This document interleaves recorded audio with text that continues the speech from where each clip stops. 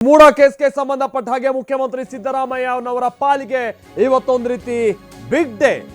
ಯಾಕೆ ಅಂತಂದ್ರೆ ಮೂಡಾ ಪ್ರಕರಣವನ್ನ ಸಿಬಿಐಗೆ ವರ್ಗಾಯಿಸುವಂತೆ ಕೋರಿ ಅರ್ಜಿ ಸಲ್ಲಿಸಲಾಗಿತ್ತಲ್ವಾ.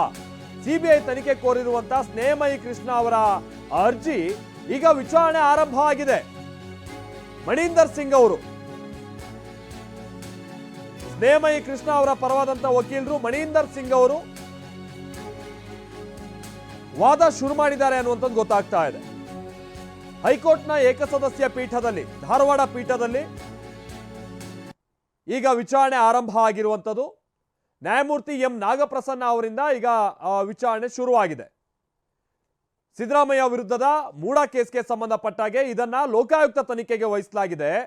ಆದರೆ ಮುಖ್ಯಮಂತ್ರಿಗಳು ಅಂದ್ರೆ ಬಹಳ ಪ್ರಭಾವಿ ಸ್ಥಾನದಲ್ಲಿರುವಂಥವ್ರು, ಆಮೇಲೆ ಸ್ನೇಹಮಯಿ ಕೃಷ್ಣ ಅವರು ಕೂಡ ಟಿವಿ9 ಜೊತೆ ಮಾತನಾಡುವಂತ ಸಂದರ್ಭದಲ್ಲಿ ಒಂದು ಮಾತನ್ನು ಏನು ಹೇಳಿದ್ದು ಅಂತ ಅಂದ್ರೆ, ಇದು ನಾನು ಸಿದ್ದರಾಮಯ್ಯನವ್ರು ಮಾತ್ರ ಅಲ್ಲ, ಒಟ್ಟು ಮೂಡಾದಲ್ಲಾಗಿರುವಂತಹ ಹಗರಣಗಳ ಬಗ್ಗೆ ತನಿಖೆ ಆಗಬೇಕು ಅನ್ನುವಂಥದ್ದು ನನ್ನ ಒತ್ತಾಯ ಅನ್ನುವಂಥದ್ದು ಅವ್ರು ಹೇಳ್ತಾ ಇದ್ದಾರೆ.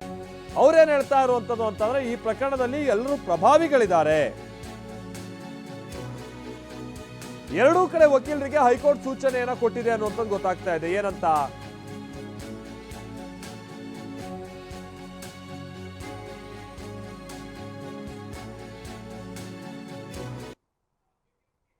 ಸ್ನೇಹಮಯಿ ಕೃಷ್ಣ ಪರ ಮಣೀಂದರ್ ಸಿಂಗ್ ಅವರು ಈಗ ವಾದ ಶುರು ಮಾಡಿದ್ದಾರೆ. ಹಾಗೆ ಇದೇ ಪ್ರಕರಣಕ್ಕೆ ಸಂಬಂಧಪಟ್ಟ ಹಾಗೆ ಕೆಲ ಸಚಿವರುಗಳು ಕೂಡ ರಿಯಾಕ್ಟ್ ಮಾಡಿದ್ರು. ಸಿಬಿಐ ತನಿಖೆಗೆ ವಹಿಸಬೇಕೇ ಬೇಡವೇ ಅನ್ನುವಂಥದ್ರ ಬಗ್ಗೆ ವಾದವನ್ನ ನೀವು ಸೀಮಿತಗೊಳಿಸಿ, ಈ ಕೇಸ್ನ ಮೆರಿಟ್ಸು ಅಥವಾ ಹಿನ್ನೆಲೆ ಮತ್ತೊಂದು ಈ ರೀತಿಯಾದಂಥದಕ್ಕಿಂತ ಇದನ್ನು ವಹಿಸಬೇಕೋ ಬೇಡವೋ